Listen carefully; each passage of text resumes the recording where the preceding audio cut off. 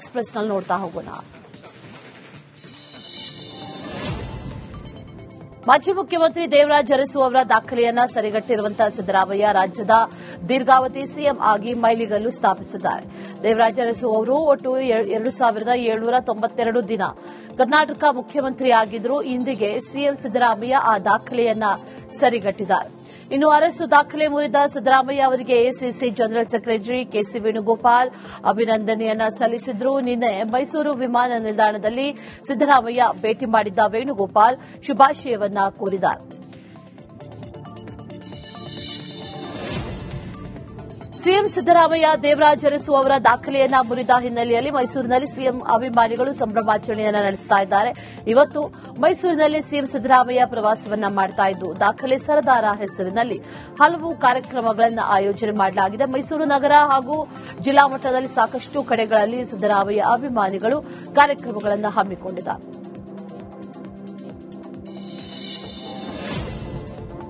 ಅಧಿಕಾರ ಇರಲಿ ಇಲ್ಲದೇ ಇರಲಿ ನಾವು ಸಿದ್ದರಾಮಯ್ಯ ಅವರ ಜೊತೆಗೆ ಇರ್ತೇವೆ ಅಂತ ಮೈಸೂರಿನ ಕಾರ್ಯಕ್ರಮದಲ್ಲಿ ಸಚಿವ ಎಚ್ ಸಿ ಮಹದೇವಪ್ಪ ಹೇಳಿದ್ದಾರೆ. ಯಾರೋ ಏನೋ ಕೊಡ್ತಾರೆ ಅಂತ ಹೋಗೋ ಗಿರಾಕಿಗಳು ನಾವಲ್ಲ. ಸಿದ್ದರಾಮಯ್ಯ ಜನರ ಪರವಾಗಿದ್ದಾರೆ, ಅನ್ಯಾಯದ ವಿರುದ್ಧ ಇದ್ದಾರೆ.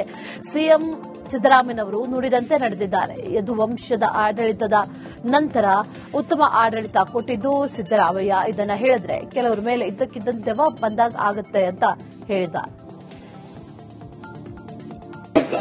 ಇಡೀ ಮೈಸೂರಿನ ಪಕ್ಷದ ಕಾರ್ಯಕರ್ತರು ಹೆಮ್ಮೆ ಪಡುವ ರೀತಿಯಲ್ಲಿ ಅವರ ನಡೆ ನುಡಿ ಮುನ್ನ ಅವರು ನಮಗೆ ತೋರಿಸಿದ್ದಾರೆ. ಅವ್ರ ಜೊತೆಯಲ್ಲಿ ಇರೋದು ನಮಗೆಲ್ಲ ಹೆಮ್ಮೆ ಅನಿಸಿದೆ. ಹೀಗಾಗಿ ಅಧಿಕಾರ ಇರಲಿ ಅಧಿಕಾರ ಇಲ್ಲದೇ ಇರಲಿ ಹೋಗ್ಲಿ ಬರಲಿ ಅವರಿರೋ ತನಕ ನಾವು ಅವ್ರ ಜೊತೆಗೇ ಇರೋದು. ಯಾರೋ ಕೊಡ್ತಾರೆ ಅಂತ ಆ ಕಡೆ ಈ ಕಡೆ ಓಡಾಕಡೆ ಗಿರಾಕಡಲ್ಲ ಇಲ್ಲಿ ಕಾರ್ಯಕರ್ತರು. ಹೀಗಾಗಿ ಹಾಗಾಗೆ ಮೈಸೂರಿನ ಕಾರ್ಯಕರ್ತರ ಬಗ್ಗೆ ಹೆಮ್ಮೆ ಇರೋದು. ಸೊ ಇಂಥ ಒಂದು ನಾಯಕರ ಜೊತೆಯಲ್ಲಿ ನಾವೆಲ್ಲ ಇದ್ದೇವೆ ಅನ್ನೋದು. ಸಿಎಂ ಸಿದ್ದರಾಮಯ್ಯ ಅತಿ ಹೆಚ್ಚು ಕಾಲ ಸಿಎಂ ಆಗಿ ಸೇವೆ ಮಾಡ್ತಾ ಇದ್ದಾರೆ.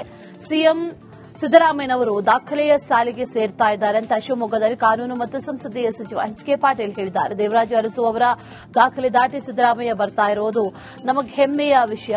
ಅದು ದಾಖಲಾರ್ಹ ಸಾಧನೆ. ರಾಜ್ಯದಲ್ಲಿ ಬಡತನವನ್ನ ಬೇರು ಸಮೇತ ಕಿತ್ತೊಗೆಯುವ ಕೆಲಸ ಆಗ್ತಾ ಇದೆ. ಪ್ರತಿ ಬಡ ಕುಟುಂಬಕ್ಕೆ ತಿಂಗಳಿಗೆ ಗ್ಯಾರಂಟಿ ಮೂಲಕ 5,000 ನೀಡಲಾಗ್ತಾ ಇದೆ. ಪ್ರತಿ ಕುಟುಂಬಕ್ಕೆ ವರ್ಷಕ್ಕೆ 60,000 ಹಣವನ್ನ ಗ್ಯಾರಂಟಿ ಯೋಜನೆ ಮೂಲಕ ನೀಡಲಾಗ್ತಾ ಇದೆ. ಹಾಗೂ ರಾಜ್ಯದಲ್ಲಿ ಬಡತನ ನಿವಾರಿಸುವ ಕೆಲಸ ಸಿಎಂ ಸಿದ್ದರಾಮಯ್ಯ ಮಾಡಿದ್ದಾರೆ ಅಂತ ಸಚಿವ ಎಚ್ ಕೆ ಪಾಟೀಲ್ ಹೇಳಿದ್ದಾರೆ. ಸನ್ಮಾನ್ಯ ಮುಖ್ಯಮಂತ್ರಿಗಳಾದ ಸಿದ್ದರಾಮಯ್ಯನವರು ಅತಿ ಹೆಚ್ಚು ಕಾಲ ಮುಖ್ಯಮಂತ್ರಿಗಳಾಗಿ ಸೇವೆ ಮಾಡಿರ್ತಕ್ಕಂಥ ಆ ಸಾಲಿಗೆ ನಾಳೆ ಸೇರ್ತಾ ಇದ್ದಾರೆ. ದೇವರಾಜ ಅರಸುರವರ ಆ ದಾಖಲೆ ದಾಟಿ ಮಾನ್ಯ ಸಿದ್ದರಾಮಯ್ಯನವರು ಬರ್ತಾ ಇರೋದು ಅದೊಂದು ನಮ್ಮೆಲ್ಲರಿಗೆ ಹೆಮ್ಮೆಯ ವಿಷಯ. ಅದು ಈ ದಾಖಲಾರ್ಹವಾಗಿರ್ತಕ್ಕಂಥ ಸಾಧನೆ ಮಾಡುವಂಥ ಸಂದರ್ಭದಲ್ಲಿ ಕರ್ನಾಟಕದಲ್ಲಿ ಬಡತನವನ್ನ ಬೇರು ಸಹಿತ ಕಿತ್ತೊಗೆದಿರ್ತಕ್ಕಂಥ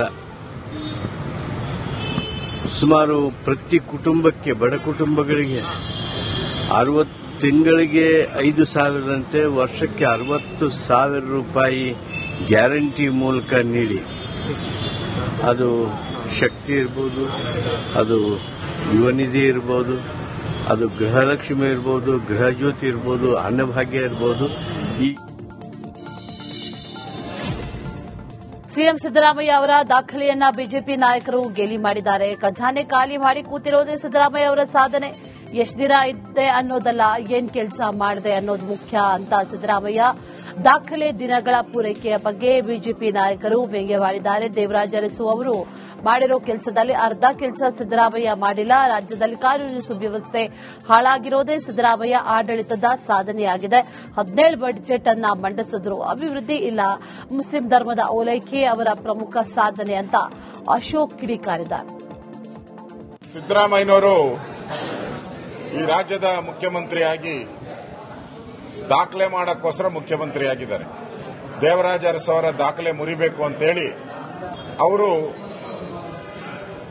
ಅವರ ಎಲ್ಲ ದಾಖಲೆಗಳು ಅಂದ್ರೆ ಕರ್ನಾಟಕದಲ್ಲಿ ನಡೀತಾ ಇರತಕ್ಕಂಥ ಹಗರಣಗಳೇನಿದೆ, ಮೂಡ ಹಗರಣ ಇರ್ಬೋದು, ವಾಲ್ಮೀಕಿ ನಿಗಮದ ಹಗರಣ ಇರ್ಬೋದು, ಜನಾರ್ದನ್ ರೆಡ್ಡಿ ಎಂಎಲ್ಎ ಮೇಲೆ ಹಾಕಿರೋ ಅಟ್ಯಾಕ್ ಇರ್ಬೋದು, ಲವ್ ಜಿಹಾದಿಗಳಿರ್ಬೋದು, ಕೆಸಿಎ ಸ್ಟೇಡಿಯಂ 11 ಜನ ಅಮಾಯಕ ಮಕ್ಕಳು ಸಾವಿರ್ಬೋದು. ಇವೆಲ್ಲ ಆದ್ಮೇಲೂ ಕೂಡ ಅವ್ರಿಗೆ ನಾವು ದೇವರಾಜ ಅರಸನ್ನ ಮೀರಿಸಿದ್ದೀರಿ ಅಂತ ಅನ್ಸಿದ್ಯಾ? ಹೋಲಿಕೆ ಮಾಡ್ತಾರಲ್ಲ, ಹೋಲಿಕೆ ಮಾಡೋದ್ರಲ್ಲಿ ಏನಾದರೂ ಸ್ವಲ್ಪ ಆದರೂ ಸತ್ಯ ಇರಬೇಕು. ಇದರಲ್ಲಿ ಸಂಕ್ರಾಂತಿ ಹೊಸ್ತಿಲಲ್ಲಿ ರಾಜ್ಯ ಸಚಿವ ಸಂಪುಟಕ್ಕೆ ಮೇಜರ್ ಸರ್ಜರಿ ನಡೆಯುವ ಸಾಧ್ಯತೆ ಇದೆ. ಈ ಬಗ್ಗೆ ನಾಯಕರ ಗೌಪ್ಯ ಮಾತುಕತೆ ತೀವ್ರ ಕುತೂಹಲಕ್ಕೆ ಕಾರಣವಾಗಿದೆ. ಮೈಸೂರು ವಿಮಾನ ನಿಲ್ದಾಣದಲ್ಲಿ ಸಿಎಂ ಸಿದ್ದರಾಮಯ್ಯ ಅವರು ಎಐಸಿಸಿ ಕಾರ್ಯದರ್ಶಿ ವೇಣುಗೋಪಾಲ್ ಅವರನ್ನ ಭೇಟಿಯಾಗಿ ಸುಮಾರು 1 ಗಂಟೆಗೂ ಹೆಚ್ಚು ಕಾಲ ಗುಪ್ತವಾಗಿ ಮಾತಾಡಿದ್ದಾರೆ. ಸಿಎಂ ಸಿದ್ದರಾಮಯ್ಯನವರು ಜನವರಿಯಲ್ಲೇ ಸಂಪುಟ ಪುನರಚನೆ ಮಾಡೋ ಕಸರತ್ತಲ್ಲಿದ್ದಾರೆ. ಇದಕ್ಕಾಗಿ ಮುಖ್ಯಮಂತ್ರಿಗಳು ರಾಹುಲ್ ಗಾಂಧಿ ಹಾಗೂ ಹೈಕಮಾಂಡ್ ನಾಯಕರನ್ನ ಭೇಟಿಯಾಗುವುದಕ್ಕೆ ಸಮಯ ಕೇಳಿದ್ದಾರೆ. ಈ ಎಲ್ಲಾ ಬೆಳವಣಿಗೆಗಳ ನಡುವೆ ಸಿದ್ದರಾಮಯ್ಯನವರು ದಿಢೀರ್ ಅಂತ ವೇಣುಗೋಪಾಲ್ ಅವರನ್ನ ಭೇಟಿಯಾಗಿ ಚರ್ಚೆ ಕೂಡ ಮಾಡಿದ್ದಾರೆ.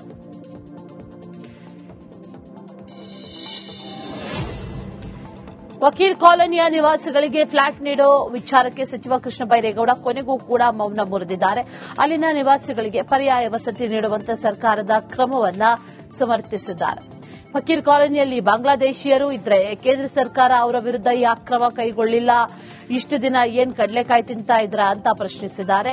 ಮಾನವೀಯತೆಯ ಆಧಾರದಲ್ಲಿ ನಾವು ಮನೆಯನ್ನ ನೀಡ್ತಾ ಇದ್ದೇವೆ ಅಂತ ಹೇಳಿದ್ದಾರೆ. ಆದ್ರೆ ಅದೇ ಸಂದರ್ಭದಲ್ಲಿ ಅಲ್ಲಿ ಕೆಲವರು ಬಡವರಿದ್ದಾರೆ, ಅವರಿಗೆ ಮಾನವೀಯತೆ ದೃಷ್ಟಿಯಿಂದ ಪರ್ಯಾಯ ವ್ಯವಸ್ಥೆ ಮಾಡಿಕೊಡ್ಬೇಕು ಅನ್ನುವಂತಹದ್ದು ಕೂಡ ನಮ್ಮೆಲ್ಲರ ಇಚ್ಛೆ ಆಗಿದೆ. ಅದನ್ನ ಮಾಡ್ತಾ ಇದ್ದೇವೆ.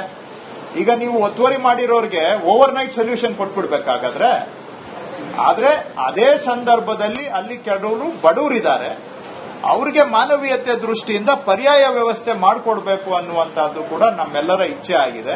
ಅದನ್ನ ಮಾಡ್ತಾ ಇದ್ದೇವೆ.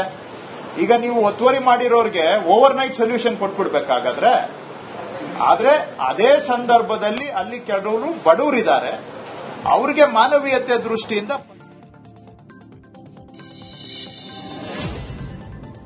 ಕೋಗಿಲು ಲೇಔಟ್ನಲ್ಲಿ ಜಮೀನು ಒತ್ತುವರಿ ತೆರವು ಪ್ರಕರಣಕ್ಕೆ ಸಂಬಂಧಿಸಿ ಕಂದಾಯ ಸಚಿವ ಕೃಷ್ಣ ಬೈರೇಗೌಡ ಮಾತನಾಡಿದ್ದಾರೆ. ಪ್ರಕರಣದಲ್ಲಿ ಯಾರೇ ತಪ್ಪು ಮಾಡಿದ್ರು ಅವರ ವಿರುದ್ಧ ಕಾನೂನು ಕ್ರಮ ಕೈಗೊಳ್ಳಬೇಕು. ನಾವು ಯಾರಿಗೂ ರಕ್ಷಣೆಯನ್ನ ನೀಡ್ತಾ ಇಲ್ಲ ಅಂತ ಹೇಳಿದ್ದಾರೆ. ಬೆಂಗಳೂರಲ್ಲಿ ನಿನ್ನೆ ಹೇಳಿಕೆಯನ್ನು ನೀಡಿದ್ದಾರೆ ಸಚಿವರು. ನಮ್ಮ ಸರ್ಕಾರ ಯಾವುದೇ ತಪ್ಪು ಮಾಡಿಲ್ಲ, ನಾವು ಮಾನವೀಯತೆಯ ಆಧಾರದಲ್ಲಿ ಕೆಲಸ ಕೊಡ್ತಿದ್ದೇವೆ ಅಂತ ಬಿಜೆಪಿ ಆರೋಪಗಳಿಗೆ ಟಕ್ಕರ್ ಕೊಟ್ಟಿದ್ದಾರೆ. ಇಲ್ಲೂ ಕೂಡ 2 ತಿಂಗಳ ಹಿಂದೆ ರೆವಿನ್ಯೂನವರು ಬಿಬಿಎಂಪಿ ಅವರು ಹೋಗಿ 10 ಮನೆಯನ್ನ ಡೆಮಾಲಿಷನ್ ಮಾಡಿ ಎಲ್ಲ ಇಲ್ಲಿಂದ ತೆರವು ಮಾಡಿ ಅಂತ ಒಂದು ಅವಕಾಶ ಕೊಟ್ಟು ಬಂದಿದ್ದಾರೆ, ಆಪರ್ಚುನಿಟಿ ಕೊಟ್ಟಿದ್ದಾರೆ. ಆ ಅವಕಾಶ ಕೊಟ್ಟರೂ ಕೂಡ ಅವ್ರು ಯಾರು ಜಗ್ಗಿಲ್ಲ. ಅಲ್ಲಿ ಹೋಗಿ 10 ಮನೆ ಡೆಮಾಲಿಷನ್ ಮಾಡಿ ಬಂದ ಮೇಲೂ ಕೂಡ ಮನೆಗಳು ಬಂದಿದ್ದಾವೆ. 6 ತಿಂಗಳಿಂದ ಈಚೆಗೆ ಬಂದು ಶೆಡ್ ಹಾಕೊಂಡವ್ರು ಇದ್ದಾರೆ. ಹಾಗಾದ್ರೆ ಇದನ್ನೆಲ್ಲ ನೋಡಿ ಸುಮ್ಮನೆ ಇರಬೇಕಾ? ಕೆಲವರು ಸುಮ್ಮನೆ ಇರಬೇಕು ಅಂತ ಹೇಳೋರು ಇದ್ದಾರೆ, ಕೆಲವರು ಇನ್ನೊಂದ್ ತರ ಮಾತಾಡೋರು ಇದ್ದಾರೆ. ಸೊ ಪರ ವಿರೋಧಗಳು ಇದ್ದೇ ಇರ್ತದೆ. ನಾವು ಮಾಡೋ ಕೆಲಸ ಕಾನೂನು ಪ್ರಕಾರ ಇದೆಯಾ ಇಲ್ವಾ? ನಾವು ಮಾಡಿರೋದು ಕಾನೂನು. ಕಂದಾಯ ಸಚಿವ ಕೃಷ್ಣ ಬೈರೇಗೌಡ ವಿರುದ್ಧ ಭೂ ಕಬಳಿಕೆ ಆರೋಪದ ಹಿನ್ನೆಲೆಯಲ್ಲಿ ಕೋಲಾರ ಜಿಲ್ಲೆ ಬಿಜೆಪಿ ವತಿಯಿಂದ ಲೋಕಾಯುಕ್ತರಿಗೆ ದೂರು ಸಲ್ಲಿಕೆ ಮಾಡಲಾಗಿದೆ. ಜಿಲ್ಲಾ ಬಿಜೆಪಿ ಅಧ್ಯಕ್ಷ ಓಂ ಶಕ್ತಿ ಚಲಪತಿ ನೇತೃತ್ವದಲ್ಲಿ ದೂರು ನೀಡಲಾಗಿದೆ. ಕೃಷ್ಣ ಬೈರೇಗೌಡ ಹುಟ್ಟೂರು ಕೋಲಾರ ತಾಲೂಕಿನ ಗರುಡಪಾಳ್ಯದಲ್ಲಿ ಸರ್ಕಾರಿ ಖರಾಬು ಜಮೀನು ಕಬಳಿಕೆ ಮಾಡಿರುವಂತಹ ಆರೋಪ ಕೇಳಿಬಂದಿದೆ. ಸರ್ವೆ ನಂಬರ್ 46-47ರಲ್ಲಿ 21 ಎಕರೆ ಖರಾಬು ಭೂಮಿಯನ್ನ ನಕಲಿ ದಾಖಲೆ ಸೃಷ್ಟಿಸಿ ಕಬಳಿಕೆ ಮಾಡಿದ್ದಾರೆ ಅನ್ನುವಂತ ಆರೋಪವನ್ನ ಮಾಡಲಾಗಿದೆ. ಬಿಜೆಪಿ ಲೋಕಾಯುಕ್ತ ಅಧಿಕಾರಿಗಳಿಗೆ ದೂರು ನೀಡಿ ಸಮಗ್ರ ತನಿಖೆ ನಡೆಸಿ ಕ್ರಮ ಕೈಗೊಳ್ಳಬೇಕು ಅಂತ ಒತ್ತಾಯಿಸಿದ್ದಾರೆ. ಅಧಿಕಾರಿಗಳು ಕ್ರಮ ಕೈಗೊಳ್ಳದೇ ಇದ್ರೆ ಕೋರ್ಟ್ನಲ್ಲಿ ದೂರು ದಾಖಲು ಮಾಡುವುದಾಗಿಯೂ ಕೂಡ ತಿಳಿಸಿದ್ದಾರೆ. ಮಾನ್ಯ ಕೃಷ್ಣ ಬೈರೇಗೌಡರು ಖರಾಬ್ ಜಮೀನನ್ನ, ಕೆರೆ ಮತ್ತು ಸ್ಮಶಾನ ಜಾಗವನ್ನ ಯಾವ ರೀತಿ ತಮ್ಮ ಹೆಸರಿಗೆ 21-22ರಲ್ಲಿ ಪಾಣಿನಲ್ಲಿ ಅವರ ಹೆಸರು ಕೂಡಿಸಿಕೊಂಡಿದ್ದಾರೆ. ಯಾಕೆಂದ್ರೆ ಈ ಹಿಂದೆ ಸಜ್ಜನ ರಾಜಕಾರಣಿಗಳಿದ್ರು, ರಾಮಕೃಷ್ಣ ಹೆಗ್ಡೆ ಅವರಾಗ್ಬೋದು ಅಥವಾ ನಮ್ಮ ಕೃಷ್ಣ ಬೈರೇಗೌಡರ ತಂದೆಯವರು ಬೈರೇಗೌಡರಾಗ್ಬೋದು. ಬೈರೇಗೌಡ್ರೆ ಆ ಕೆಲಸ ಮಾಡಬಹುದಾಗಿತ್ತು. ಯಾಕೆ ಮಾಡಲಿಲ್ಲ ಅಂದ್ರೆ ಅವ್ರಿಗೆ ಗೊತ್ತಿತ್ತು ಇದು ಸರ್ಕಾರಿ ಜಾಗ, ಬಿ ಖರಾಬ್, ಇದನ್ನ ನಾವ್ ಹೆಂಗ್ ಮಾಡಿಸ್ಕೊಳ್ಳೋದು ಅಂತ ಹೇಳಿದ್ರು. ಅವರ ನಮ್ಮ ಕೃಷ್ಣ ಬೈರೇಗೌಡರ ಫಾಲೋವರ್ಸ್ ಕೆಲವರು ಕಾಮೆಂಟ್ ಮಾಡಿದ್ದಾರೆ ಫೇಸ್ಬುಕ್ ಅಲ್ಲಿ. ನಮ್ಮ ಅಧ್ಯಕ್ಷರು ಮಾತಾಡಿದಾಗ ಏನ್ ಮಾಡಿದ್ದಾರೆ ಅಂದ್ರೆ ಅಲ್ಲಿ ಕಳ್ಳಿ ಬೇಲಿ ಇದೆ, ಇದು ಆ ಬೇಲಿ ಇದೆ ಈ ಬೇಲಿ ಇದೆ ಅಂತ ನೋಡಿ.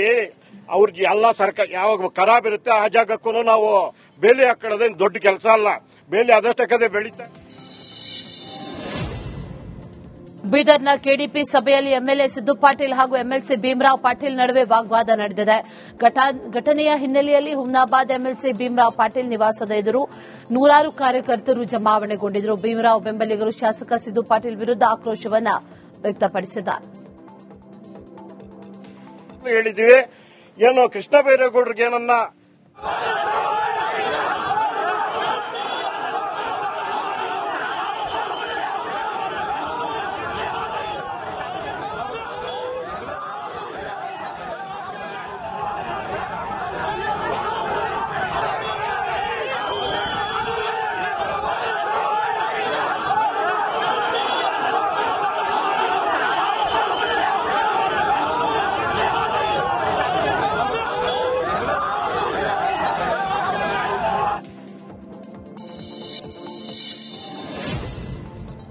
ಈ ಕೆಡಿಪಿ ಸಭೆಯಲ್ಲಿ ಶಾಸಕ ಹಾಗೂ ಪರಿಷತ್ ಸದಸ್ಯರ ಮಧ್ಯೆ ಗಲಾಟೆ ಆಗಿರುವಂತಹ ಹಿನ್ನೆಲೆಯಲ್ಲಿ ಬೀದರ್ ಉಸ್ತುವಾರಿ ಸಚಿವ ಈಶ್ವರ್ ಖಂಡ್ರೆ ಪ್ರತಿಕ್ರಿಯೆ ಕೊಟ್ಟಿದ್ದಾರೆ. ಇಂತಹ ಘಟನೆ ನಡೀಬಾರದಿತ್ತು. ಘಟನೆಯಿಂದ ತುಂಬಾ ನೋವಾಗಿದೆ. ಮೊದಲ ಬಾರಿಗೆ ಕೆಡಿಪಿ ಸಭೆಯಲ್ಲಿ ಜನಪ್ರತಿನಿಧಿಗಳು ಈ ರೀತಿ ಗಲಾಟೆ ಮಾಡಿಕೊಂಡಿರುವುದು. ಕಾಂಗ್ರೆಸ್ ಪಕ್ಷದ ಪರಿಷತ್ ಸದಸ್ಯ ಭೀಮರಾವ್ ಪಾಟೀಲ್ ಹಾಗೂ ಡಾಕ್ಟರ್ ಚಂದ್ರಶೇಖರ್ ಪಾಟೀಲ್ ಜೊತೆ ಮಾತಾಡಿದ್ದೇನೆ ಅಂತ ಈಶ್ವರ್ ಖಂಡ್ರೆ ಹೇಳಿದ್ದಾರೆ. ದುರದೃಷ್ಟಕರವಾದಂತಹ ಒಂದು ಘಟನೆ. ಇಂತಹ ಘಟನೆಗಳು ಮರುಕಳಿಸಬಾರದು. ಜನಪ್ರತಿನಿಧಿಗಳು ಒಬ್ಬ ರೋಲ್ ಮಾಡೆಲ್ ಆಗಬೇಕು. ಆ ರೀತಿಯಲ್ಲಿ ನಾವೆಲ್ಲರೂ ವರ್ತನೆ ಮಾಡಬೇಕಾಗ್ತದೆ.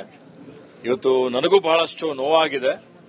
ನಾನು ಎಲ್ರಿಗೂ ಅಪೀಲ್ ಮಾಡಿದ್ದೇನೆ, ವಿನಂತಿ ಮಾಡಿದ್ದೇನೆ, ಶಾಂತಿ ಕಾಪಾಡಬೇಕು ಅಂತ ಹೇಳಿ. ಏನೇ ವಿಷಯಗಳಿದ್ರೂ ನೇರವಾಗಿ ನನ್ನ ಜೊತೆಯಲ್ಲಿ ಚರ್ಚೆ ಮಾಡಬಹುದು, ಜಿಲ್ಲಾಧಿಕಾರಿಗಳ ಜೊತೆಯಲ್ಲಿ ಚರ್ಚೆ ಮಾಡಬಹುದು. ವೈಯಕ್ತಿಕವಾಗಿ ನಿಂದನೆ ಮಾಡುವಂತದ್ದು ಅಥವಾ ಇವತ್ತು ಅವಾಚ್ಯ ಪದಗಳನ್ನು ಬಳಕೆ ಮಾಡುವಂತದ್ದು ಈ ರೀತಿಯಲ್ಲಿ ಕೈಕೈ. ಕೆಡಿಪಿ ಸಭೆಯಲ್ಲಿ ಬಿಜೆಪಿ ಶಾಸಕ ಹಾಗೂ ಕಾಂಗ್ರೆಸ್ ಪರಿಷತ್ ಸದಸ್ಯರ ಗಲಾಟೆ ನಡೆದಿದೆ. ಗಲಾಟೆ ಹಿನ್ನೆಲೆಯಲ್ಲಿ ಹುಮನಾಬಾದ್ ತಾಲೂಕಿನಾದ್ಯಂತ ತಹಶೀಲ್ದಾರ್ ಅವರು ಯಾವುದೇ ಅಹಿತಕರ ಘಟನೆ ನಡೆಯದಂತೆ ಮುಂಜಾಗ್ರತಾ ಕ್ರಮವಾಗಿ ನಿಷೇಧಾಜ್ಞೆಯನ್ನು ಜಾರಿ ಮಾಡಿದ್ದಾರೆ. ಇನ್ನು ಬಳ್ಳಾರಿ ಗಲಾಟೆ ಹಿನ್ನೆಲೆಯಲ್ಲಿ ಪೊಲೀಸರು ಎಚ್ಚೆತ್ತಿದ್ದಾರೆ. ಹುಮನಾಬಾದ್ ಪಟ್ಟಣದಾದ್ಯಂತ 144 ಸೆಕ್ಷನ್ ಜಾರಿ ಮಾಡಿ ನಗರದಲ್ಲಿ ಪೊಲೀಸರು ಕಟ್ಟೆಚ್ಚರ ವಹಿಸಿದ್ದಾರೆ. ತಾಲೂಕಿನಲ್ಲಿ ಯಾರೂ ಕೂಡ ಗುಂಪು ಗುಂಪಾಗಿ ತಿರುಗದಂತೆ ಆದೇಶ ಮಾಡಲಾಗಿದೆ. ಬೀದರ್ ಕೆಡಿಪಿ ಸಭೆಯಲ್ಲಿ ಎಂಎಲ್ಎ ಸಿದ್ದು ಪಾಟೀಲ್ ಹಾಗೂ ಎಂಎಲ್ಸಿ ಭೀಮರಾವ್ ಪಾಟೀಲ್ ನಡುವೆ ಗಲಾಟೆ ನಡೆದಿರುವಂತಹ ನಿಟ್ಟಿನಲ್ಲಿ ಪೊಲೀಸರು ಇಬ್ಬರ ಮನೆಗಳಿಗೂ ಕೂಡ ಭದ್ರತೆಯನ್ನು ನೀಡಿದ್ದಾರೆ.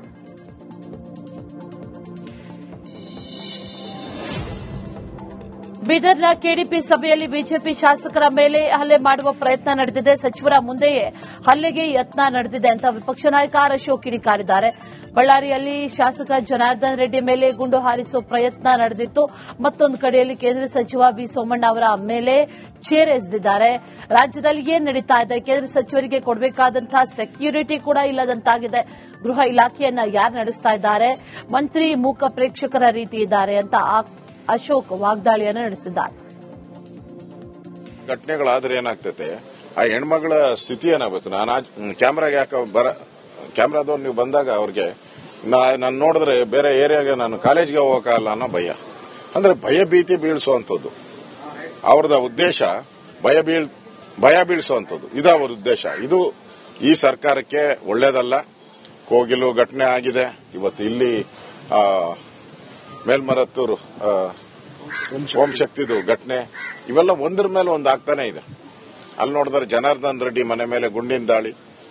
ಏನ್ ರಾಜ್ಯದಲ್ಲಿ ಏನ್ ಕಾನೂನು ಸುವ್ಯವಸ್ಥೆ ಇದೆಯಾ? ನಾನು ಅದಕ್ಕೆ ಹೇಳಿದೆ, ಪೊಲೀಸ್ ಸ್ಟೇಷನ್ಗಳೆಲ್ಲ ಕಾಂಗ್ರೆಸ್. ನಮ್ಮ ಇಲಾಖೆಯಿಂದ ಪ್ರೋಟೋಕಾಲ್ ಅನ್ವಯ ಕಾರ್ಯಕ್ರಮ ಆಯೋಜನೆ ಮಾಡಿದ್ದೇವೆ. ರಾಜ್ಯದಲ್ಲಿ ಕಾಂಗ್ರೆಸ್ ಸರ್ಕಾರ ಸತ್ತು ಹೋಗಿದೆ ಅಂತ ಕೊಪ್ಪಳದಲ್ಲಿ ಕೇಂದ್ರ ಸಚಿವ ವಿ ಸೋಮಣ್ಣ ವಾಗ್ದಾಳಿ ನಡೆಸಿದ್ದಾರೆ. ರಾಜ್ಯದಲ್ಲಿ ಸರ್ಕಾರ ಹಳಿ ತಪ್ಪಿದೆ. ರಾಜ್ಯದ ಹಲವು ಭಾಗಗಳಲ್ಲಿ ಕೇಂದ್ರದಿಂದ ಅಭಿವೃದ್ಧಿ ಕಾರ್ಯಕ್ರಮ ಆಗಿದೆ. ನಾನು ನಿಂತ ನೀರಲ್ಲ, ನಾನು ಹರಿಯುವಂತ ನೀರು. ಸಚಿವ ಶಿವರಾಜ್ ತಂಗಡಗಿ ವಿರುದ್ಧ ಕಿಡಿಕಾರಿದ್ದಾರೆ. ನಮಗೆ ದೇಶ ಮತ್ತು ಅಭಿವೃದ್ಧಿ ಮುಖ್ಯ ಅಂತ ಕೇಂದ್ರ ಸಚಿವ ವಿ ಸೋಮಣ್ಣ ಕೊಪ್ಪಳದ ಕಾರ್ಯಕ್ರಮಕ್ಕೆ ಸಂಸದ ರಾಜಶೇಖರ್ ಹಿಟ್ನಾಳ್ಗೆ ಆಹ್ವಾನ ನೀಡಲಾಗಿದೆ. ತಂಗಡಗಿಯನ್ನ ತುಂಬಾ ಪ್ರೀತಿಸುತ್ತೇನೆ, ತುಂಬಾ ಪ್ರೀತಿ ಮಾಡಿ ತಪ್ಪಾಗಿದೆ ಅಂದಿದ್ದಾರೆ. ನಾನು ನಿಂತ ನೀರಲ್ಲ, ಹರಿಯೋ ನೀರು.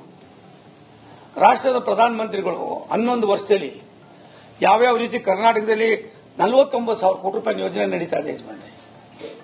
ಯಾವತ್ತಾರು ಇದನ್ನು ಕೇಳಿದ್ರೆ ನೀವು? ಎಷ್ಟು ಕಡೆ ನೀವು? ಇದೊಂದೇ ಅಲ್ಲ.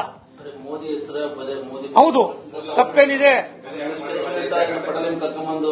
ಹೌದು, ಒಂದು ನಿಮಿಷ ತಾಳಿಯಲ್ಲಿ ನಾನು ಒಂದು ನಿಮಿಷ ಶಿವರಾಜ್ ತಂಗಡಿಗೆ ಇವತ್ತು ಹೇಳ್ತೀನಿ, ನೀನು ಇನ್ನೂ ಬೆಳಿಬೇಕಾದವನು, ನನಗೆ ಭಾರಿ ಆತ್ಮೀಯ.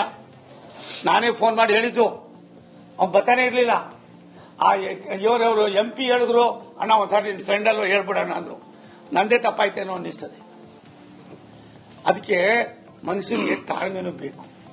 ಇವತ್ತವರೆಗೂ ನೀವು ಇದೇ ರೀತಿ ಇದ್ದಂತೆ ಎಲ್ಲಾ ಕಾರ್ಯಕ್ರಮ ನೀವೇ ಮಾಡಿದ್ದೀರಿ, ನೀವು ಕೂಡ ಇದ್ದೀರಿ, ನೀವೇ ಮಾಡಿದ್ದೀರಿ. ಇಷ್ಟೆಲ್ಲ ಇದ್ಬಿಟ್ಟು ಇವತ್ತು ಯಾವುದೋ ಒಂದು ನೆಪ ಇಟ್ಕೊಂಡು ನನಗೆ ಅದಕ್ಕಿಂತ ಬೇಜಾರಾಗಿದ್ದು ಚೇರ್ ತೆಗೆದು ಬಿಸಾಕ್ತೀರಿ. ಅವೆಲ್ಲ ಏನಂತಾರೆ ಜನ? ಆಮೇಲೆ ನೀವು ಅಷ್ಟೆಲ್ಲ ನಾನೆಲ್ಲರ ತಾಳ್ಮೆ ಕಳ್ಕೊಂಡಪ್ಪ. ಇಲ್ಲ ಒಬ್ಬರಿಗೆ ನಾನು ಒಂದು ಮಾತು ಏನು ಹೇಳಿದೆ, ಶಿವರಾಜ್ ತಂಗಡಿ ನಾನು ಒಬ್ಬ ಸ್ನೇಹಿತ, ಅದು ಮಾತಾಡಿದ್ದೀನಿ, ಅದನ್ನು ನನಗೊಬ್ಬ ಆತ್ಮೀಯ, ನಾನೇ ಫೋನ್ ಮಾಡಿ ಹೇಳಿದ್ದೀನಿ. ಅವನು ಸರ್ಕಾರಿ ಕಾರ್ಯಕ್ರಮದಲ್ಲಿ ಕಾಂಗ್ರೆಸ್ MLCಗೆ ಮಾತನಾಡೋದಕ್ಕೆ ಅವಕಾಶ ನೀಡಿದ ಹಿನ್ನೆಲೆಯಲ್ಲಿ MLC ಬಸನಗೌಡ ಬಾದರ್ಲಿ ಅವರ ಬೆಂಬಲಿಗರು ಪ್ರತಿಭಟನೆ ಮಾಡಿದ್ದಾರೆ. ರಾಯಚೂರು ಜಿಲ್ಲೆ ಸಿಂಧನೂರು ನಗರದಲ್ಲಿ ಈ ಘಟನೆ ನಡೆದಿದೆ. ನಗರದಲ್ಲಿ ವಿದ್ಯಾರ್ಥಿಗಳಿಗಾಗಿ ಹೊಸ ಬಸ್ ಬಿಡುಗಡೆ ಹಾಗೂ ಸಂವಾದ ಕಾರ್ಯಕ್ರಮ ಆಯೋಜನೆ ಮಾಡಲಾಗಿತ್ತು. ಕಾರ್ಯಕ್ರಮದಲ್ಲಿ ಬಸನಗೌಡ ಬಾದರ್ಲಿ ಅವರಿಗೆ ಮಾತನಾಡೋದಕ್ಕೆ ಕೊಡದೇ ಇದ್ದಿದ್ದಕ್ಕೆ ಸಿಂಧನೂರು ನಗರದ ಡಿಪೋ ಎದುರು ಕುಳಿತು ಅಧಿಕಾರಿಗಳ ವಿರುದ್ಧ ಘೋಷಣೆಯನ್ನು ಕೂಗಿದ್ದಾರೆ, ಪ್ರತಿಭಟನೆಯನ್ನ ಮಾಡಿದ್ದಾರೆ.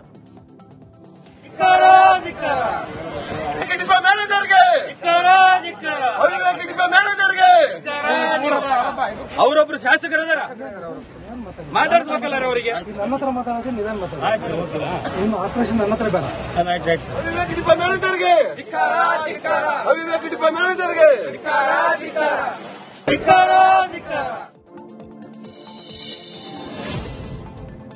ನಿನ್ನೆ ಸಂಜೆ ರಾಜ್ಯ ಬಿಜೆಪಿ ಕಚೇರಿಯಲ್ಲಿ ಕೋರ್ ಕಮಿಟಿ ಸಭೆ ನಡೆದಿದ್ದು, ಸಭೆಯಲ್ಲಿ ಬಿಜೆಪಿ ರಾಜ್ಯಾಧ್ಯಕ್ಷ ವಿಜಯೇಂದ್ರ, ವಿಪಕ್ಷ ನಾಯಕ ಆರ್ ಅಶೋಕ್, ಮಾಜಿ ಸಿಎಂ ಯಡಿಯೂರಪ್ಪ ಹಾಗೂ ಸದಾನಂದಗೌಡ, ಕೇಂದ್ರ ಸಚಿವ ಪ್ರಹ್ಲಾದ್ ಜೋಶಿ, ಮಾಜಿ ಸಂಸದ ನಳಿನ್ ಕುಮಾರ್ ಕಟೀಲ್, ಸಂಸದ ಕಾರಜೋಳ, ಛಲವಾದಿ ನಾರಾಯಣಸ್ವಾಮಿ, ಶಾಸಕರಾದಂತಹ ಅಶ್ವಥ್ ನಾರಾಯಣ್, ಸಿಟಿ ರವಿ, ಪಿ ರಾಜೀವ್ ಮತ್ತು ಸಹ ಉಸ್ತುವಾರಿ ಸುಧಾಕರ್ ರೆಡ್ಡಿ ಕೂಡ ಭಾಗಿಯಾಗಿದ್ದರು.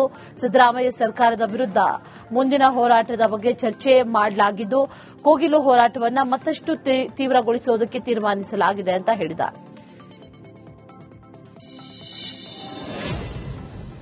ಚಾಮರಾಜಪೇಟೆಯ ಜೆಜೆಆರ್ ನಗರದಲ್ಲಿ ಓಂ ಶಕ್ತಿ ಮಾಲಾಧಾರಿಗಳ ಮೇಲೆ ಕಲ್ಲೆಸೆತ ಕೇಸ್ನಲ್ಲಿ 3 ಅಪ್ರಾಪ್ತರನ್ನ ಪೊಲೀಸರು ವಶಕ್ಕೆ ಪಡೆದಿದ್ದಾರೆ. ಜಗಜೀವನ್ ರಾಮ್ ನಗರದಲ್ಲಿ ಪರಿಸ್ಥಿತಿ ಬೂದಿ ಮುಚ್ಚಿದ ಕೆಂಡದಂತಾಗಿದ್ದು, ವಿಎಸ್ ಗಾರ್ಡನ್ನ ಪ್ರಮುಖ ರಸ್ತೆಗಳಲ್ಲಿ ಪೊಲೀಸರು ರೂಟ್ ಮಾರ್ಚ್ ಮಾಡಿದ್ದಾರೆ.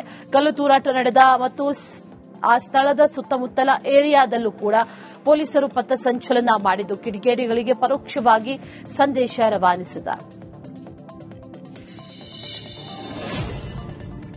ಬಿಜೆಪಿ ಶಾಸಕ ಜನಾರ್ದನ್ ರೆಡ್ಡಿ ಮನೆ ಮುಂದೆ ಬ್ಯಾನರ್ ವಿಚಾರಕ್ಕೆ ಗಲಭೆ ನಡೆದ ಹಿನ್ನೆಲೆಯಲ್ಲಿ ಇಂದು ಬಳ್ಳಾರಿಗೆ ಡಿಸಿಎಂ ಡಿಕೆ ಶಿವಕುಮಾರ್ ಭೇಟಿ ನೀಡಲಿದ್ದಾರೆ. ಮಧ್ಯಾಹ್ನ ಹೆಲಿಕಾಪ್ಟರ್ ಮೂಲಕ ಜಿಂದಾಲ್ ಏರ್ಪೋರ್ಟ್ಗೆ ಬಂದು ಅಲ್ಲಿಂದ ಬಳ್ಳಾರಿಗೆ ಆಗಮಿಸಲಿದ್ದಾರೆ. 12:30ಕ್ಕೆ ಈ ಗಲಭೆಯಲ್ಲಿ ಮೃತಪಟ್ಟಂತ ಕಾಂಗ್ರೆಸ್ ಕಾರ್ಯಕರ್ತನ ಮನೆಗೂ ಕೂಡ ಭೇಟಿ ನೀಡಿ ಮೃತ ರಾಜಶೇಖರ್ ಕುಟುಂಬಸ್ಥರಿಗೆ ಸಾಂತ್ವನ ಹೇಳಲಿದ್ದಾರೆ. ಬಳಿಕ ಮಧ್ಯಾಹ್ನ 1:30ಕ್ಕೆ ಜಿಲ್ಲಾ ಮಟ್ಟದ ಅಧಿಕಾರಿಗಳೊಂದಿಗೆ ಡಿಸಿಎಂ ಡಿಕೆ ಶಿವಕುಮಾರ್ ಸಭೆಯನ್ನ ಕೂಡ ಮಾಡಲಿದ್ದಾರೆ. ಸಭೆಯಲ್ಲಿ ಕ್ಯಾನ್ಸರ್ ಗಲಾಟೆ ಬಗ್ಗೆ ಅಧಿಕಾರಿಗಳಿಂದ ಮಾಹಿತಿಯನ್ನ ಪಡೆಯಲಿದ್ದು, ಸಭೆ ಬಳಿಕ 2:30ಕ್ಕೆ ಸುದ್ದಿಗೋಷ್ಠಿಯನ್ನ ನಡೆಸಲಿದ್ದಾರೆ. ಬಳ್ಳಾರಿಯಲ್ಲಿ ವಾಲ್ಮೀಕಿ ಪುತ್ಥಳಿ ಅನಾವರಣ ಹಿಂದಿನ ದಿನ ಗಲಭೆ ನಡೆದು ಓರ್ವ ಮೃತಪಟ್ಟ ಹಿನ್ನೆಲೆಯಲ್ಲಿ ದಾವಣಗೆರೆಯಲ್ಲಿ ವಾಲ್ಮೀಕಿ ಪೀಠಾಧ್ಯಕ್ಷ ಪ್ರಸನ್ನಾನಂದಪುರಿ ಸ್ವಾಮೀಜಿ ಮೊದಲ ಬಾರಿಗೆ ಪ್ರತಿಕ್ರಿಯೆ ಕೊಟ್ಟಿದ್ದಾರೆ. ಪ್ರಕರಣ ತನಿಖಾ ಹಂತದಲ್ಲಿದೆ, ಈ ಬಗ್ಗೆ ತನಿಖೆ ನಡೆದು ವರದಿ ಬಂದ ಬಳಿಕ ಮಾತಾಡ್ತೇನೆ ಅಂತ ವಾಲ್ಮೀಕಿ ಸ್ವಾಮೀಜಿ ತಿಳಿಸಿದ್ದಾರೆ.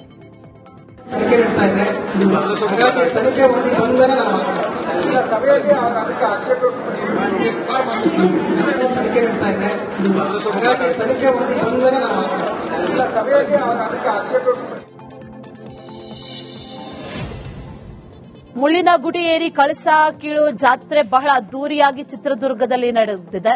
ಚಿತ್ರದುರ್ಗ ಜಿಲ್ಲೆ ಚಳ್ಳಕೆರೆ ತಾಲೂಕಿನ ಪುರ್ಲಹಳ್ಳಿ ಗ್ರಾಮದಲ್ಲಿ ಈ ಜಾತ್ರೆ ನಡೆದಿದ್ದು, ಕಾಡುಗೊಲ್ಲರ ಆರಾಧ್ಯ ದೈವವಾದ ಕ್ಯಾತಪ್ಪನ ಜಾತ್ರೆಯಲ್ಲಿ 5 ಜನ ಈರಗಾರರು 23 ಅಡಿ ಎತ್ತರದ ಮುಳ್ಳಿನ ಗುಡಿ ಏರಿ ಕಳಸ ಕೀಳೋದು ಬಹಳ ವಿಶೇಷ. ಈ ಜಾತ್ರೆ ಬಹಳ ವರ್ಷಗಳಿಂದ ನಡೆದುಕೊಂಡು ಬಂದಿದ್ದು ಈ ಜಾತ್ರೆಗೆ ಆಂಧ್ರಪ್ರದೇಶ ಹಾಗೂ ತೆಲಂಗಾಣ ರಾಜ್ಯಗಳಿಂದ ಭಕ್ತರು ಬಂದು ದೇವರ ಕೃಪೆಗೆ ಪಾತ್ರರಾಗ್ತಾರೆ. ಆರಾಧ್ಯ ದೈವವಾಗಿರ್ತಕ್ಕಂಥ ಖ್ಯಾತಲಿಂಗೇಶ್ವರ ಸ್ವಾಮಿ 13 ಬುಡಕಟ್ಟಿನವರು ಸೇರಿ ಇವತ್ತೊಂದು ಜಾತ್ರೆಯನ್ನ ಮಾಡಿರುವಂತದ್ದು ಒಂದು ವಿಶೇಷ. ಅದರ ಜೊತೆಗೆ ಏನು ಮುಳ್ಳಿನ ಮೇಲೆ ಹತ್ತುವಂಥದ್ದು ಇದೆಯಲ್ಲ, ಅದು ಒಂದು ರೀತಿ ಜೀವಂತ ಪವಾಡ ಅಂದ್ರೆ ತಪ್ಪಾಗಲಾರದು. ಅದು ಬರಿಗಾಲಲ್ಲಿ ಉಪವಾಸ ಇದ್ದು ಈಗಿನ ಆಧುನಿಕ ಕಾಲದಲ್ಲೂ ಕೂಡ ಆಚರಣೆಯನ್ನ ಬಿಟ್ಟಿಲ್ಲ ಅಂತಂದ್ರೆ ಅದು ಒಂದು ಕಾಡಗೊಲ್ಲರಿಗಿರುವಂತ ಒಂದು ಶಕ್ತಿ. ಈ ಶಕ್ತಿ ಸದಾ ಇದೇ ರೀತಿಯಾಗಿ ನೆಲದಲ್ಲಿ ನಡ್ಕೊಂಡು ಹೋಗಲಿ ಅಂತೇಳಿ ನಾನು ಆಶೆ ಪಡ್ತೀನಿ. ಆರಾಧ್ಯ ದೈವವಾಗಿರ್ತಕ್ಕಂಥ ಖ್ಯಾತಲಿಂಗೇಶ್ವರ ಸ್ವಾಮಿ 13 ಬುಡಕಟ್ಟಿನವರು ಸೇರಿ ಇವತ್ತೊಂದು ಜಾತ್ರೆಯನ್ನ ಮಾಡಿರುವಂತದ್ದು ಒಂದು ವಿಶೇಷ. ಅದರ ಜೊತೆಗೆ ದಾವಣಗೆರೆ ಜಿಲ್ಲೆ ಹರಿಹರ ತಾಲೂಕಿನ ರಾಜನಹಳ್ಳಿಯ ವಾಲ್ಮೀಕಿ ಪೀಠದಲ್ಲಿ ಫೆಬ್ರವರಿ 8 ಮತ್ತು 9ರಂದು ವಾಲ್ಮೀಕಿ ಜಾತ್ರೆ ನಡೆಯಲಿದೆ. ಈ ಹಿನ್ನೆಲೆಯಲ್ಲಿ ದಾವಣಗೆರೆ ನಗರದ ವಾಲ್ಮೀಕಿ ಪೀಠಾಧ್ಯಕ್ಷ ಪ್ರಸನ್ನಾನಂದಪುರಿ ಸ್ವಾಮೀಜಿ ಸಾನ್ನಿಧ್ಯದಲ್ಲಿ ಪೂರ್ವಭಾವಿ ಸಭೆ ಮಾಡಲಾಯಿತು. ಸಭೆಯಲ್ಲಿ ಶ್ರೀಗಳು ವಾಲ್ಮೀಕಿ ಜಾತ್ರೆ ಪೋಸ್ಟರ್ ರಿಲೀಸ್ ಮಾಡಿದ್ರು. ಸಭೆಯಲ್ಲಿ ಮಾತನಾಡಿದಂತಹ ಪ್ರಸನ್ನಾನಂದಪುರಿ ಸ್ವಾಮೀಜಿ ಹೆಚ್ಚಿನ ಸಂಖ್ಯೆಯಲ್ಲಿ ಜನ ಸೇರಿಸುವಂತೆ ಕರೆ ಕೊಟ್ಟಿದ್ದಾರೆ.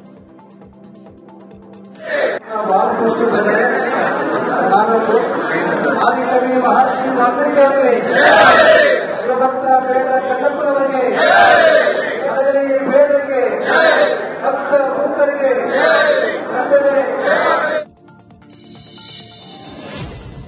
ದಕ್ಷಿಣ ಭಾರತದ ಕುಂಭಮೇಳಕ್ಕೆ ಅದ್ದೂರಿ ಚಾಲನೆ ಸಿಕ್ಕಿದೆ. ಕೊಪ್ಪಳದ ಗವಿಸಿದ್ದೇಶ್ವರ ಜಾತ್ರೆ ದಕ್ಷಿಣ ಭಾರತದ ಕುಂಭಮೇಳ ಅಂತ ಖ್ಯಾತಿ ಪಡೆದಿದೆ. ಗವಿಸಿದ್ದೇಶ್ವರರ ರಥೋತ್ಸವದಲ್ಲಿ ಲಕ್ಷಾಂತರ ಭಕ್ತರು ಭಾಗಿಯಾಗಿದ್ದರು.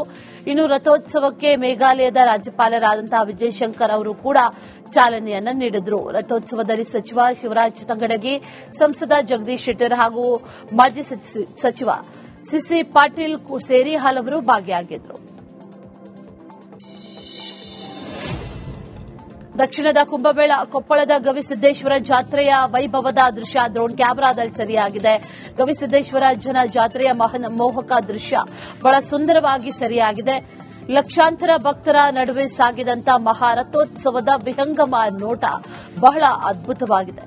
ಲಕ್ಷಾಂತರ ಜನರ ಭಕ್ತಿ, ಶ್ರದ್ಧೆ ಹಾಗೂ ಶಿಸ್ತಿನ ಸಂಗಮಕ್ಕೆ ಗವಿಸಿದ್ದೇಶ್ವರ ಮಠ ಸಾಕ್ಷಿಯಾಗಿದೆ.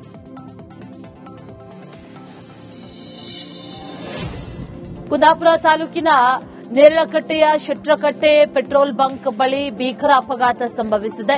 ಮಣ್ಣು ಸಾಗಿಸ್ತಾ ಇದ್ದಂತಹ ಟಿಪ್ಪರ್ ಮತ್ತು ಸಾರಿಗೆ ಬಸ್ ಡಿಕ್ಕಿಯಾಗಿದೆ. ಬಸ್ನಲ್ಲಿ ಪ್ರಯಾಣಿಸ್ತಾ ಇದ್ದಂಥವರಿಗೆ ಗಂಭೀರವಾದಂತಹ ಗಾಯಗಳಾಗಿದ್ದು, ಗಾಯಾಳುಗಳನ್ನು ಸ್ಥಳೀಯ ಆಸ್ಪತ್ರೆಗೆ ದಾಖಲಿಸಿ ಚಿಕಿತ್ಸೆಯನ್ನ ನೀಡಲಾಗ್ತಾ ಇದೆ. ಅಪಘಾತದ ದೃಶ್ಯ ಸಿಸಿ ಕ್ಯಾಮೆರಾದಲ್ಲಿ ಸೆರೆಯಾಗಿದೆ.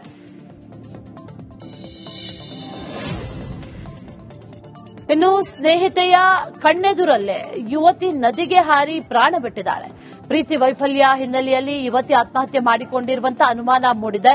ಮಂಗಳೂರು ಹೊರವಲಯದ ಗುರುಪುರದಲ್ಲಿ ಈ ಘಟನೆ ನಡೆದಿದೆ. ಮೂಡುಬಿದ್ರೆಯ ಖಾಸಗಿ ಸಂಸ್ಥೆಯಲ್ಲಿ ಕೆಲಸ ಮಾಡ್ತಾ ಇದ್ದಂತಹ ನವ್ಯ ಎಂಬ ಯುವತಿ ಆತ್ಮಹತ್ಯೆಯನ್ನ ಮಾಡಿಕೊಂಡಿದ್ದಾಳೆ. ಮೈಸೂರಿನ ದಸರಾ ವಸ್ತು ಪ್ರದರ್ಶನ ಆವರಣದಲ್ಲಿ ಡ್ರ್ಯಾಗನ್ ಬೋಟ್ ನಿರ್ಮಾಣ ಮಾಡಲಾಗಿದೆ. ಟೇಪ್ ಕತ್ತರಿಸುವ ಮೂಲಕ ಸಿಎಂ ಸಿದ್ದರಾಮಯ್ಯನವರು ಡ್ರ್ಯಾಗನ್ ಬೋಟ್ ಉದ್ಘಾಟನೆ ಮಾಡಿದ್ದಾರೆ. ಪ್ರವಾಸಿಗರನ್ನ ಸೆಳೆಯುವಂತಹ ನಿಟ್ಟಿನಲ್ಲಿ ಡ್ರ್ಯಾಗನ್ ಬೋಟ್ ನಿರ್ಮಾಣ ಮಾಡಲಾಗಿದೆ. ಕಾರ್ಯಕ್ರಮ ಉದ್ಘಾಟನೆ ಸಂದರ್ಭದಲ್ಲಿ ಸಿಎಂ ಸಿದ್ದರಾಮಯ್ಯ ಅವರಿಗೆ ಸಚಿವ ಮಹದೇವಪ್ಪ, ಎಂಎಲ್ಸಿ ಡಾಕ್ಟರ್ ತಿಮ್ಮಯ್ಯ ಹಾಗೂ ಪ್ರದರ್ಶನ ಪ್ರಾಧಿಕಾರ ಅಧ್ಯಕ್ಷ ಅಯೂಬ್ ಖಾನ್ ಕೂಡ ಸಾಥ್ ನೀಡಿದ್ದಾರೆ. ಕೃಷ್ಣಾ ಮೇಲ್ದಂಡೆ ಯೋಜನೆಯಲ್ಲಿ ಕೋಲಾರದ ಅರ್ಜುನ್ ಕಾಸಪ್ಪ ನಾಗರಾಳ ಕುಟುಂಬ ನಿರಾಶ್ರಿತ ಆಗಿದೆ. 1789 ಮನೆಗಳನ್ನು ಜಿಎಂಸಿ ಆಗಿದ್ದು 1498 ಮನೆಗಳಿಗೆ ಅವಾರ್ಡ್ ಆಗಿ ಪೇಮೆಂಟ್ ಕೂಡ ಮಾಡಲಾಗಿತ್ತು.